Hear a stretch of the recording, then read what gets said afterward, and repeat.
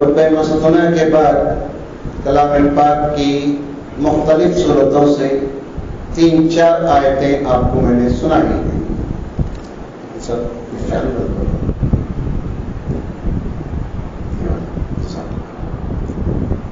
ہم سب جانتے ہیں کہ یہ عشرہ جس سے ہم گزر رہے ہیں رمضان شریف کا آخری عشرہ ہے. اس کو احادیث میں ادخلوا من النار کا عشرہ کہا گیا ہے. یہ وہ عشرہ ہے جس میں اللہ تبارک و تعالی اپنے ان گنہگار بندوں کو معاف کر دیتا ہے، ان کی مغفرت کر دیتا ہے جو جہنم کا کندن، جہنم کا ایندھن بن گئے تھے. اللہ تعالیٰ ان سب لوگوں کو اس عشرے میں معاف کر دیتا ہے. اس لیے اللہ کے نبی نے فرمایا یہ عشرہ ادخلوا من النار کا ہے. خوش قسمت ہے وہ مسلمان جو اس عشرے کی زندگی پا کر اس عشرے میں وہ اعمال کر رہے ہیں، کوشش کر رہے ہیں کہ اللہ تعالیٰ راضی ہو، جہنم سے آزاد کر دے، اپنے خالص فضل و کرم سے جنت ہمیں نصیب فرمائے. بڑے خوش قسمت ہے ایک انسان. ایک موقع پر اللہ کے نبی صلی اللہ علیہ وسلم ممبر پر تشریف لائے. اپنے پہلی سیڑھی پر پیر رکھا، آمین کہا. دوسری پر رکھا، آمین کہا. تیسری سیڑھی پر پیر رکھا تو آپ نے آمین کہا. پھر آپ صلی اللہ علیہ وسلم نے صحابہ سے کہا کہ میرا یہ غیر معمولی عمل آپ لوگوں کو تعجب میں ڈالا ہے. پہلی سیڑھی پر جب پہلے پیر رکھا تو جبرائیل امین آ کر کہنے لگے اللہ کے نبی میں دعا کرتا ہوں آپ آمین کہیے. اللہ کے نبی صلی اللہ علیہ وسلم نے کہا کہیے. تو جب میں پیر رکھا تو کہا جبرائیل امین نے وہ آدمی ہلاک اور برباد ہو جو اپنے ماں باپ کو پائے اور اپنے ماں باپ کی خدمت کر کے جنت حاصل نہ کرے. میں نے کہا آمین. دوسری سیڑھی پر جبرائیل امین نے کہا اللہ کے نبی صلی اللہ علیہ وسلم وہ آدمی ہلاک اور برباد ہو جو آپ کا نام سنے اور پھر آپ پر درود نہ بھیجے. میں نے کہا آمین. تیسرا آپ صلی اللہ علیہ وسلم نے کہا کہ جبرائیل امین نے کہا وہ آدمی ہلاک اور برباد ہے جو رمضان جیسا مبارک مہینہ پائے اور اپنی مغفرت اللہ سے نہ کرا سکے. میں نے کہا آمین. لہذا اللہ کا شکر ادا کریں. اللہ ہم کو اچھی سوچ، اچھی سمجھ، اچھے خیالات دیا ہے. جہاں ہم دنیا کی کوشش کرتے ہیں کہ ہم محنت کریں، دنیا کمائیں، دنیا میں نیک نامی ہو، دنیا میں لوگ ہماری عزت اور تکریم کریں، یہ ایک مومن کا جذبہ فطری ہے، یہ ہونا چاہیے. وہی مومن کی فکر ہمیشہ اپنی آخرت کو لے کر ہونی چاہیے. آخرت ہی حقیقی زندگی ہے. یہ عارضی دنیا ہے، ہم کو آپ کو چھوڑ کر جانا ہے. آج نہیں 100 سال نہیں 200 سال 950 سال 1000 سال جتنے بھی لوگ آئے دنیا میں سب دنیا کو چھوڑ کر گئے. یہ موت مجھے اور آپ کو یہ سبق دیتی ہے کہ دنیا چھوڑنا ہے. آج کس کی باری، کل کس کی باری. رمضان میں ہم نے 2-3 آدمیوں کے بارے میں سنا جو ہم جانتے پہچانتے تھے، اللہ کو پیارے ہو گئے. ایک دن لوگ ہمارے نام کے ساتھ بھی مرحوم لکھیں گے.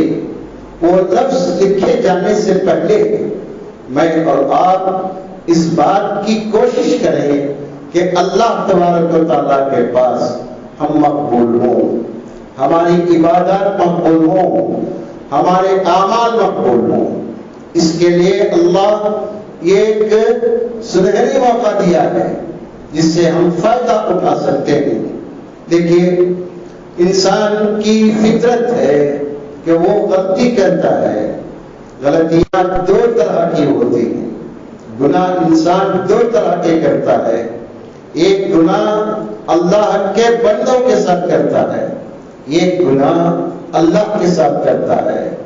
اللہ کے ساتھ جو گناہ کرتا ہے یعنی اللہ کے حق میں جو گناہ کرتا ہے اس کی توبہ کے 3 شرائط بتاتے ہیں۔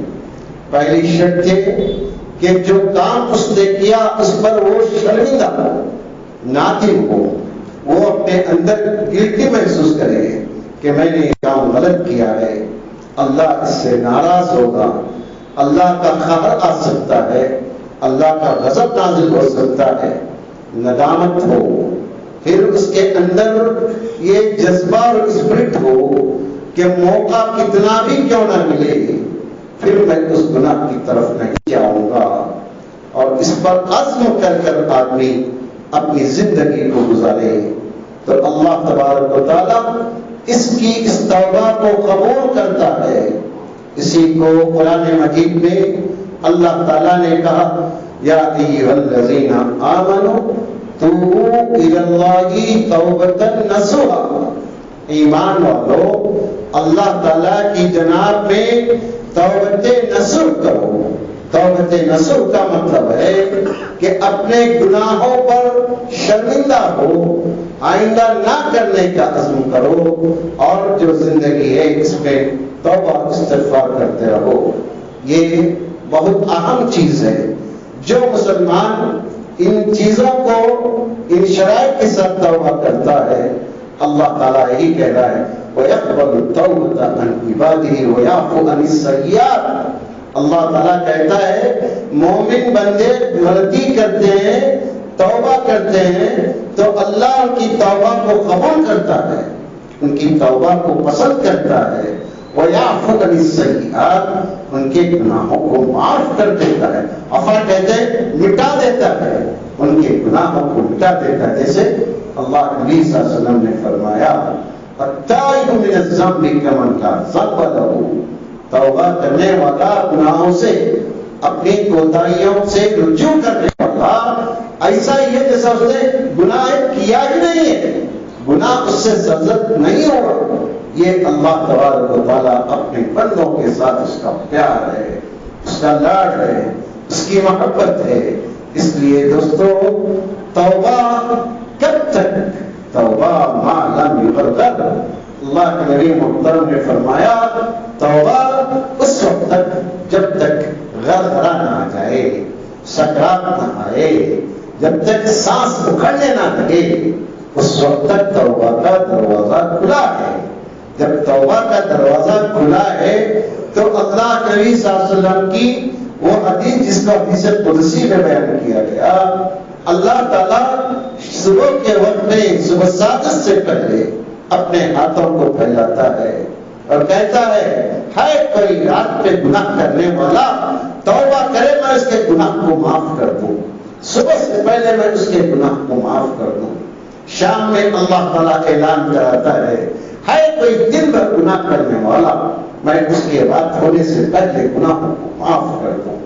سوچ کر دیکھیں ہمارا رب، ہمارا آقا، ہمارا خالق، ہمارا مالک، ہم کو پیدا کرنے والا کتنا پیار ہم سے کرتا ہے، کتنی چاہت ہے اپنے بندوں سے کہ وہ کہتا ہے، اعلان کرتا ہے قُلْ لِعِبَادِيَ الَّذِينَ أَسْرَفُوا لَا تَقْنَطُوا مِن رَحْمَتِ اللَّهِ، اللہ کے نبی محترم میرے ان بندوں سے کہیے جو وہ بندے جنہوں نے گناہ کر کے اپنے اوپر زیادتی کیا ہے، اللہ کی رحمت سے مایوس نہ ہونا، میں سارے گناہوں کو تمہارے معاف کر دوں گا، چھوٹے بڑے شرک جو بھی آدمی توبہ کرتا ہے سچے دل سے اللہ تعالیٰ اس کے گناہ کو معاف کرتا ہے۔ ہمیشہ یاد رکھیے گناہ، مومن گناہ کے بارے میں کیا سمجھتا ہے؟ عبداللہ بن مسعود رضی اللہ تعالیٰ عنہ کہتے ہیں ہم اللہ کے نبی صلی اللہ علیہ وسلم کے زمانے میں، بلکہ اللہ کے نبی صلی اللہ علیہ وسلم خود فرماتے ہیں ان المؤمن یری الذنوب انه تحت جبل يخاف ان يقع عليه، اللہ کے نبی صلی اللہ علیہ وسلم فرماتے ہیں مومن دیکھیے یہ اگر میری آپ کی کیفیت ہے تو ہم خوش ہو اللہ کا شکر ادا کریں کہ اللہ تعالیٰ ہمارے اندر ایمان کی یہ چنگاری باقی رکھا ہے۔ آپ کیا فرماتے ہیں؟ مومن اپنے گناہوں کو کیا سمجھتا ہے؟ اس کے اوپر ایک پہاڑ ہے جو کبھی بھی اس کے اوپر گر سکتا ہے۔ مومن اپنے گناہوں کو پہاڑ سمجھتا ہے جو اس کے نیچے بیٹھا ہے، کبھی بھی وہ چٹان و پہاڑ اس پر گر سکتا ہے۔ تو جو آدمی کسی پہاڑ کے چٹان کے نیچے ہو اور گرنے کا اس کو ڈر اور خوف ہو تو کیسے اس کی زندگی ہوگی، کتنا ڈرا صدمہ لگے گا۔ مومن ایسے ہی اپنے گناہوں کے بارے میں فکر کرتا ہے کہ معلوم نہیں میں جا رہا ہوں کس گناہ کی وجہ سے اللہ تعالیٰ کسی حادثے سے دوچار کر دے، کس گناہ کی وجہ سے اللہ تعالیٰ میرے معاملات کو الٹ پلٹ کر دے۔ گناہوں کی نحوست انسان کی زندگی کی برکت مٹا دیتی ہے، گناہوں کی نحوست انسان کی روزی چھینتی ہے، گناہوں کی نحوست انسان کی صحت برباد ہوتی ہے، گناہوں کی نحوست انسان کا وقار، عزت، شرافت سب غارت ہوتی ہے۔ گناہ یہ اچھی چیز نہیں ہے، فطرت ہے ہماری، ہم مجبور گناہ کرتے ہیں۔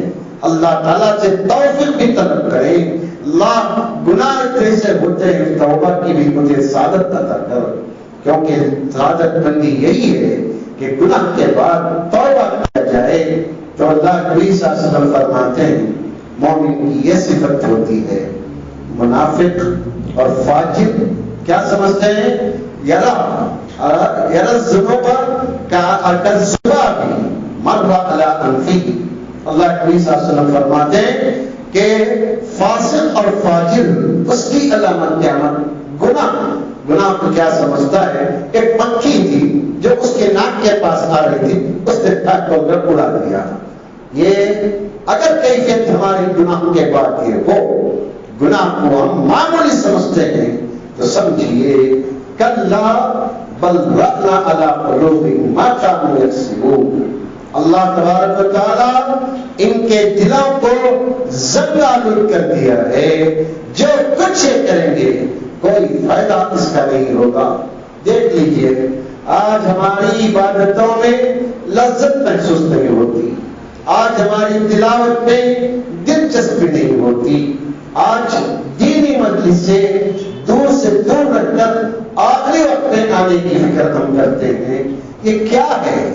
یہ سلو پوائزن ہے، یہ آہستہ آہستہ زہر ہماری طبیعت میں آ رہا ہے گناہوں کے اثرات کی۔ مومن وہی ہے جو اس کیفیت کو بھانپ کر جان کر توبہ کرے اور اپنے نفس کو دیکھے۔ قرآن مجید میں اللہ تعالیٰ بیان کیا ان النفس لامارۃ بالسوء الا من رحم ربی۔ انسان کا نفس انسان کو ہمیشہ غلطی کی طرف ابھارتا ہے، لیکن جس پر اللہ تعالیٰ کا رحم، اس کا کرم ہوتا ہے، اللہ تعالیٰ اس کو بچا لیتا ہے۔ میری آپ کی دعائیں توفیق کی ہونی چاہیے۔ اللہ مجھے توبہ کی توفیق دے، اللہ مجھے استغفار کی توفیق دے، اللہ مجھے نیک کاموں میں دلچسپی عطا کر، میری عبادتوں میں مجھے لذت عطا کر۔ یہ توفیق کی دعا اللہ تعالیٰ سے مانگتے رہنا چاہیے۔ گناہ کے بارے میں یاد رکھیے اللہ تبارک و تعالیٰ ہر گناہ کو معاف کرتا ہے، ہر گناہ اللہ تعالیٰ معاف کرتا ہے۔ ہمارے مذہب اسلام کی یہی خصوصیت ہے، یہاں کسی کے پاس اعتراف نہیں کیا جاتا کہ میں نے یہ گناہ کیا، یہ گناہ کیا۔ وہ حدیث آتی ہے جس میں اللہ نبی صلی اللہ علیہ وسلم کے پاس ایک آدمی آ کر گڑ گڑاتے ہیں، کہتے ہیں اللہ کے نبی طہرنی، مجھے پاک کر دیجئے۔ آپ پوچھنے کی عادت نہیں تھی، وہ خود آگے بڑھ کر کہتے ہیں اللہ کے نبی صلی اللہ علیہ وسلم مجھے پاک کر دیجئے، میں نے گناہ کیا ہے، بدکاری کی ہے۔ آپ صلی اللہ علیہ وسلم صحابہ سے کہتے ہیں کہ دیکھو کہیں نشے میں تو نہیں ہے، اور اس کا منہ سونگا جاتا ہے۔ حدیث میں الفاظ کلیئر ہیں، ان کا منہ سونگا جاتا ہے، کہتے ہیں صحابہ نہیں۔ اللہ کے نبی صلی اللہ علیہ وسلم ان سے درگزر کرنے کی کوشش کرتے ہیں، دور اس کو یہ کرتے ہیں کہ خود توبہ کر لے، معافی مانگ لے، لیکن وہ جب مجبور کرتا ہے تو حد جاری کی جاتی ہے۔ غامدیہ کا حصہ لیجیے، توبہ اللہ تعالیٰ کو بہت پسند ہے۔ التائب من الذنب، اللہ کے نبی صلی اللہ علیہ وسلم نے فرمایا توبہ کا مطلب کیا ہے؟ استغفار اور توبہ میں فاستغفروا انہ کان توابا، سورۃ نصر میں اللہ تعالیٰ بیان کیا اللہ کے نبی صلی اللہ علیہ وسلم آپ استغفار بھی کرتے رہیے، توبہ بھی کرتے رہیے، اللہ توبہ کو قبول کرتا ہے۔ استغفار توبہ کیا فرق ہے؟ محدثین لکھتے ہیں، مفسرین، استغفار کا مطلب ہے پاسٹ میں نے جو کیا، جو اب تک کیا اس کی مغفرت، میں نے جو کیا اللہ اس کو معاف کر دے۔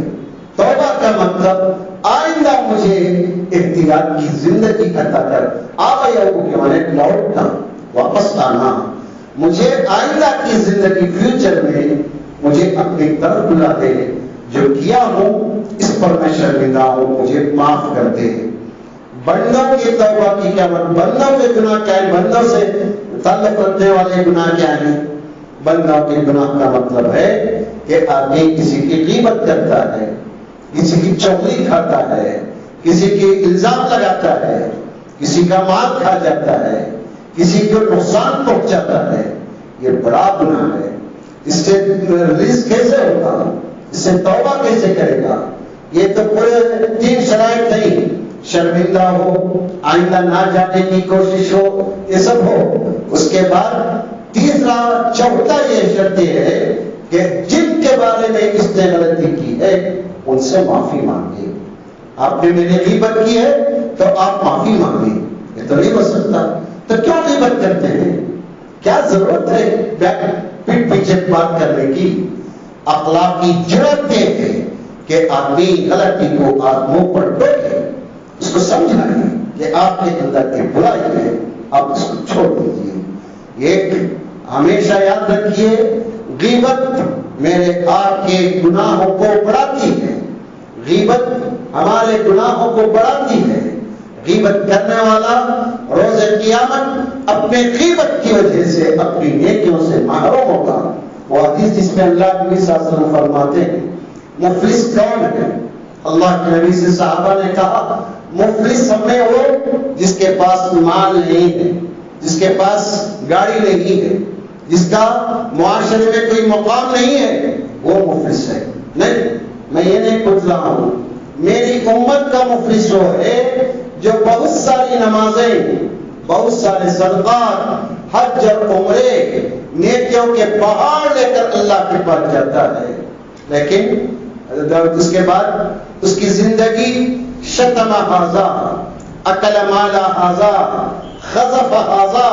اللہ کے نبی فرماتے ہیں اس کی زندگی کسی کو تہمت لگانا، کسی کی غیبت کرنا، کسی کی چغلی کھانا، کسی کے بارے میں غلط باتیں پھیلانا، کسی کی پگڑی اچھالنا، کسی کو تکلیف دینا، یہ اس کی زندگی تھی۔ روز قیامت یہ سارے لوگ اللہ تعالیٰ کے پاس اپنا کیس لائیں گے، اللہ سے کہیں گے آج ہمیں اس کا انصاف چاہیے۔ اللہ تعالیٰ کہے گا انصاف ملے گا۔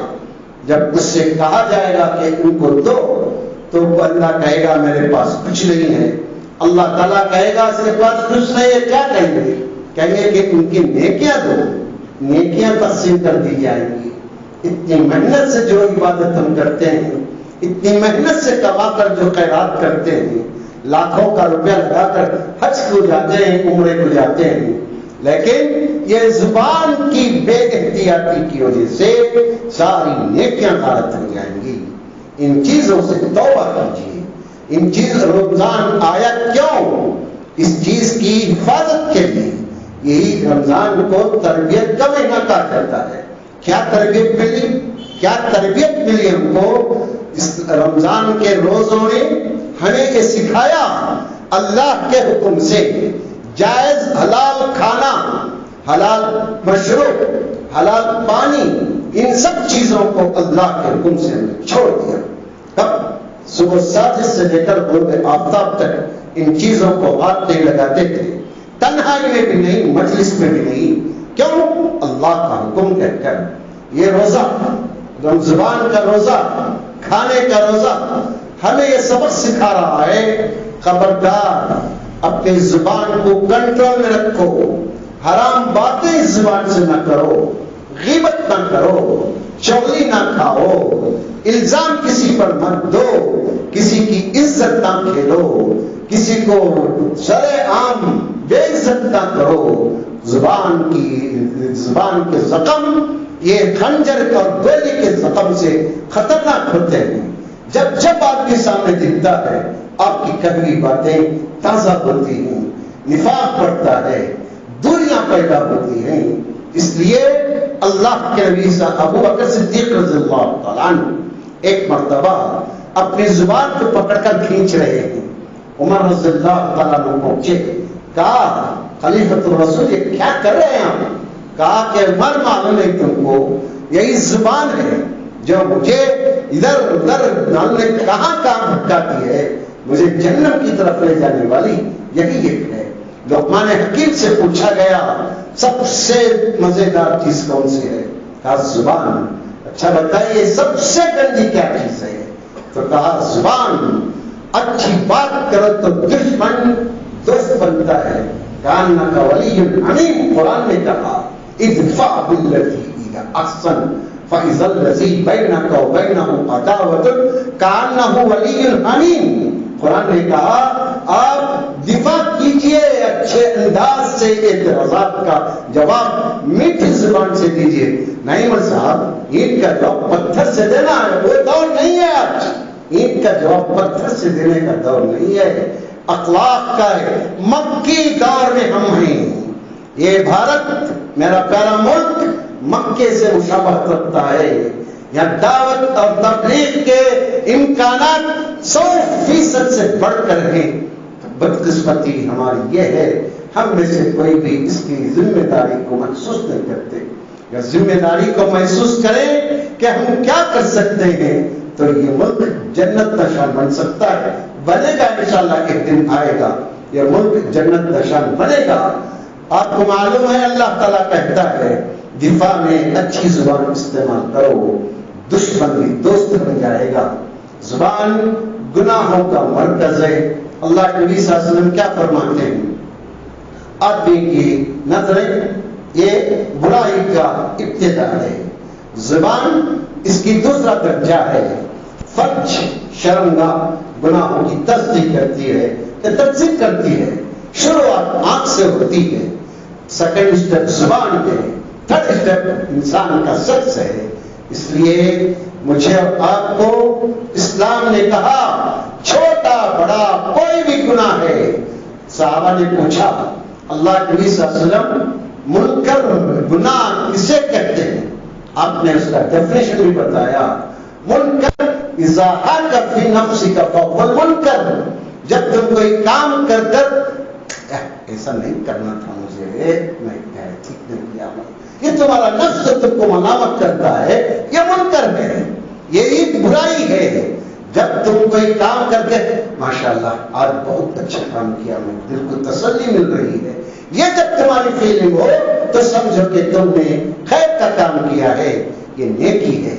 مسلمان دوستو، اللہ تبارک و تعالیٰ زندگی دیا ہے مجھے اور آپ کو عبادت کے لیے۔ وما خلقت الجن والانس الا لیعبدون کا مطلب کیا ہے؟ عبادت 24 گھنٹے مسلمان عبادت میں رہتا ہے۔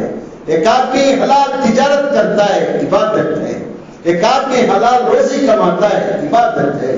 ایک آدمی اپنے بال بچوں کو بھیک مانگنے سے بچانے کے لیے سب دھوپ میں محنت کرتا ہے، عبادت ہے۔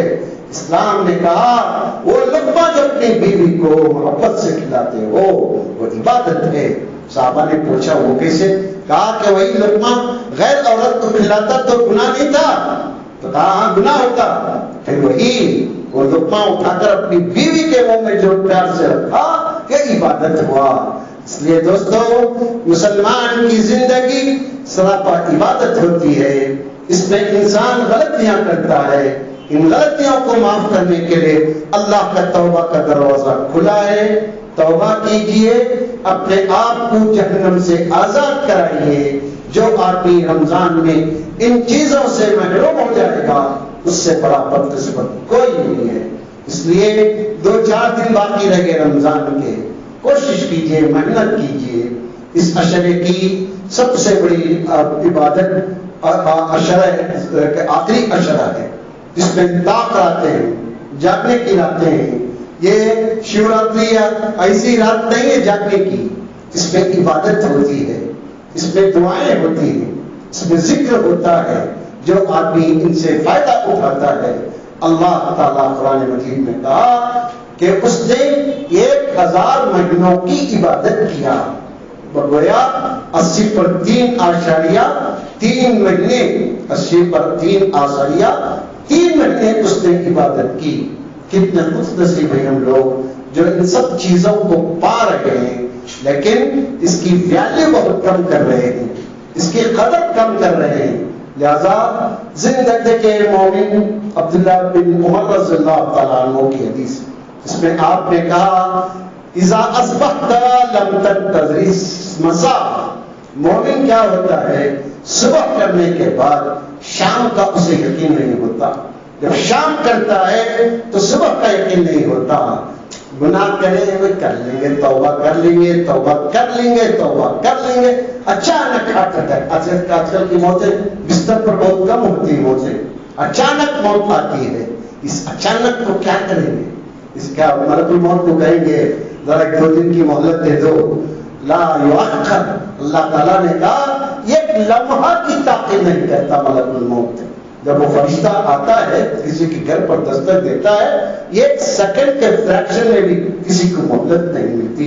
تو دوستو، دانا وہ ہے، کئیس وہ ہے، جینیس وہ ہے جو اپنے گناہوں کو یاد کر کے فاضت عینا، اپنے آنکھوں کو بہاتا ہے، آنسو کرتے ہیں۔ تو یہ 2 آنسو میرے آپ کے ساری جہنم کی آگ ٹھنڈی کرتے ہیں۔ لہذا کوشش کیجئے، اللہ تعالیٰ سے دعا کی توفیق طلب کیجئے۔ پھر اس مہینے کی آخری عبادت ہم صدقۃ الفطر ادا کرتے ہیں۔ قرآن مجید میں اس کو قد افلح من تزکا کہا، وہ آدمی کامیاب ہوا جس نے پاکی حاصل کیا۔ کس سے پاکی حاصل کیا؟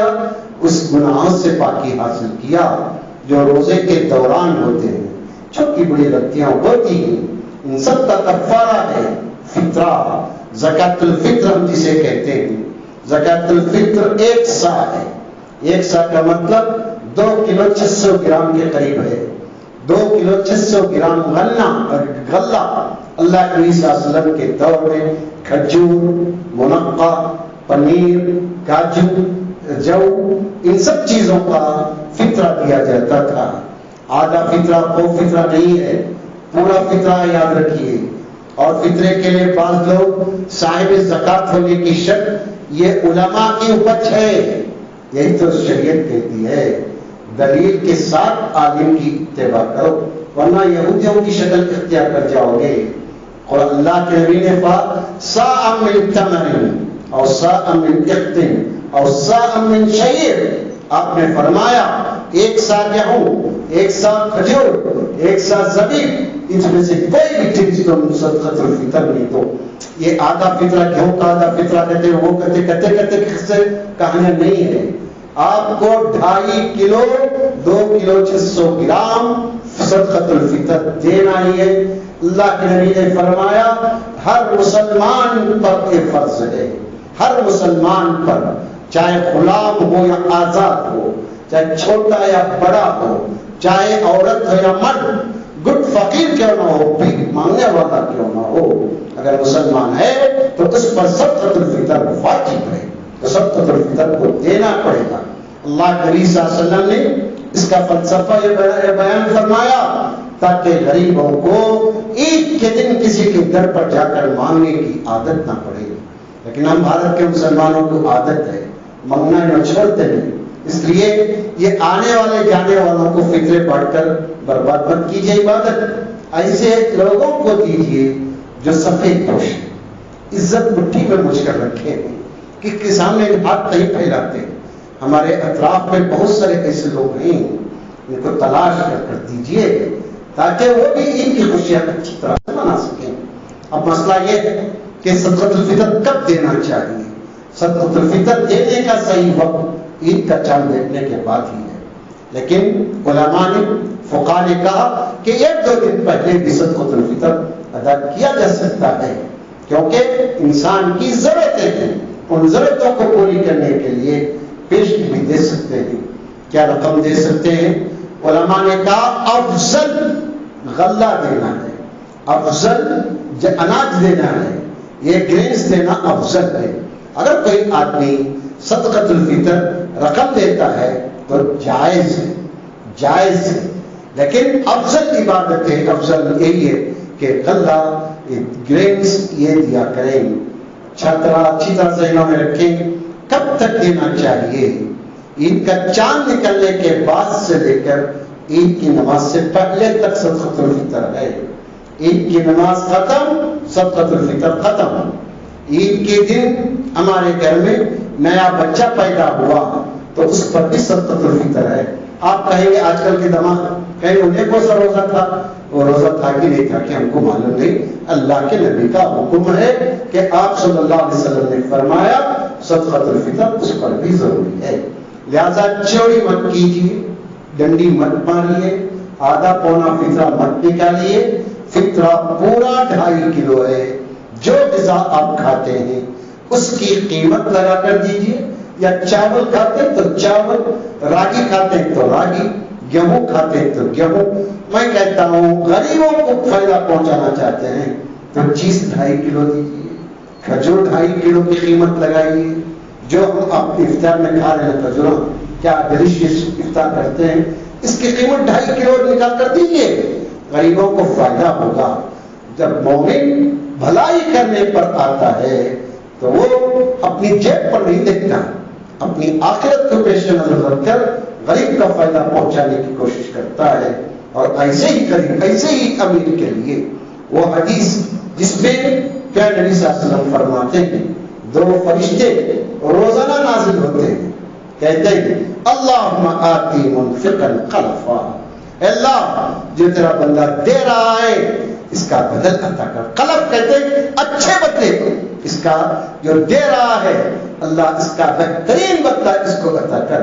اللہم آتی ممسکن تلفا، اللہ صلاحیت رکھ کر، طاقت رکھ کر نہیں دے رہا ہے، دھوگا جاؤ ہوگا جاؤ کو کر جن کا کر بیچتا ہے، اللہ اس کے مال کو تلف کر دے. اللہ کیسی بد دعا ہے ملائکہ کی. دینے والے کے لیے اللہ تو بہترین اس کا خلیفہ کر. جو آدمی طاقت رکھ کر دھکے دیتا ہے اس کو کہتے ہیں فرشتے اس کے مال کو برباد کر دے. جو آدمی خرچ کرتا ہے ملائکہ کی دعا کا مستحق بنتا ہے. اور اس یاد رکھیے جس میں اللہ کے نبی صلی اللہ علیہ وسلم فرماتے ہیں جو آدمی اس بات کی خواہش رکھتا ہے کہ اس کے مرنے کے بعد اس کا نیک نام ہو، اس کے بعد اس کو لوگ یاد کریں، فَلْيَصِلْ رَحِمَهُ، آپ نے فرمایا یہ تحفے تحائف غریب رشتہ داروں کو دے کر رشتوں کو جوڑیے. یہ رشتے جو جوڑتا ہے ان کی دعاؤں کی برکت سے عمر میں برکت ہوتی ہے. اللہ آپ کہیں گے وہ تو تقدیر میں لکھا جا چکا ہے، وہ لکھی ہوئی تقدیر کو ہی یہ دعائیں آگے بڑھاتی ہیں، کیونکہ اللہ کے نبی نے فرمایا لا يرد القضاء الا الدعاء، تقدیر کو بدلنے والی چیز یہ غریبوں کی دعائیں، یہ یتیموں کی بیواؤں کی دعائیں میری آپ کی زندگی میں برکت لاتی ہے. ان لوگوں کی دعائیں مرنے کے بعد اچھا تھا کہنے لوگ، اچھا تھا، اچھی باتیں بتاتا تھا، نہیں رہتا تو دوسروں کے پاس رہنمائی کرتا تھا. یہ اچھا کمانے کے واسطے زندگی میں اچھا کیجئے، خیرات کیجئے. اللہ تعالیٰ انفاق کو پسند کرتا ہے. جہاں آپ عبادات کو گھٹ پکڑے ہوئے ہیں وہیں پر اپنے خزانوں کے، اپنی تجوریوں کے دروازے کھول کر غریبوں کی مدد کیجیے، یہ نیکیاں ضائع نہیں ہوتی۔ اللہ سے دعا کرتے ہیں اللہ مجھے آپ کو سارے مسلمانوں کو اتنا دے کہ ہم میں سے ہر ایک صاحب زکات بن جائے، اللہ اتنا دے کہ ہم میں سے ہر ایک معتمر اور حاجی بن جائے۔ اللہ ہمارے بچوں کو علم کے لیے دل و دماغ کھول دے، اللہ ہمارے بچوں کو اچھے دوست نصیب فرما، اللہ ہمارے بچوں کو اچھے اساتذہ عطا کر، اللہ ہمارے بچوں کو اچھا ماحول عطا کر، اللہ ہمارے بچوں کو برائیوں سے بچا، ان کی جوانیوں کی حفاظت فرما، بچوں کو اچھے رشتے عطا کر، مولا نیک نام بنا مسلمانوں کو، آنے والے انتخابات میں ان لوگوں کو تیرا اقتدار دے جو ہر ایک کے ساتھ انصاف کرنے کا جذبہ رکھتے ہیں، حرائش پٹ کی صفت نہ ہو، ایسوں کو کرسی عطا کر۔ مولا ہمارے دعائیں غزہ کے لیے یہ ہے کہ وہ آزاد ایک حکومت بنا دیں، اللہ ہم سب کے لیے تیرے رحمت کے فیصلے فرما۔ اللہ مسق عبادت کا و بہائی مکا ونشر رحمت کا وحی بلدت المیت، اللہم اغثنا غیثا مغیثا مریئا مریئا نافعا غیر ضار عاجلا غیر آجل، الحمدللہ رب العالمین الرحمن الرحیم مالک یوم الدین، یفعل ما تشاء یفعل ما تشاء، اللہم اغثنا وبلغنا الى اجل قریب۔ مولا جو لوگ مرحوم ہیں ان کی مغفرت فرما، جو لوگ بیمار ہیں ان کو صحت و تندرستی عطا کر، ان مساجد مدارس کے ذمہ داروں کو حفاظت فرما، ان کی سوچ کو اچھی بنا، مولا ہم سب کے گناہوں کو معاف فرما، جب تک دنیا میں عزت اور آبرو سے رکھ